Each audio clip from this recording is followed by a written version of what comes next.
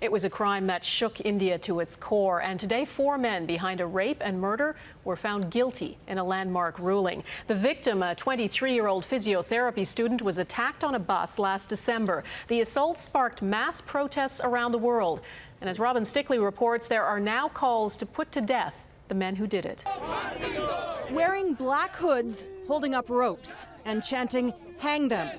Protesters call for the lives of the men convicted today in the deadly rape of a young Indian woman. All 4 were found guilty. The victim's parents say that doesn't go far enough. Her father says a death penalty would send what he calls a positive message. In December, a young woman and her companion were lured on board an off-duty bus in New Delhi. She was tortured and raped. The details of the attack so horrendous, the case would galvanize a nation. Dubbed Nirbhaya by Indian media, a Hindi word for fearless, the young student came to epitomize the plight of millions of women who felt unsafe, sparking protests across the country.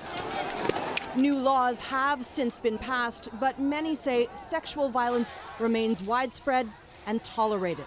We need to ensure that this isn't just one moment in time, that this isn't just reflective of the fact that the world was so outraged by that horrific rape and murder in India, and that once that's over and past, everyone looks away again. Today, a first of its kind UN report on sex assaults in 6 countries in the Asia-Pacific region reveals disturbing statistics. 10,000 men responded to questions. Just under 1/4 admit to committing at least one rape. The report's author cites sexual entitlement as the single largest factor, saying they believed they had the right to have sex with the woman regardless of consent. But change won't come easily. Defense lawyers remain defiant, saying the guilty ruling came under immense political pressure.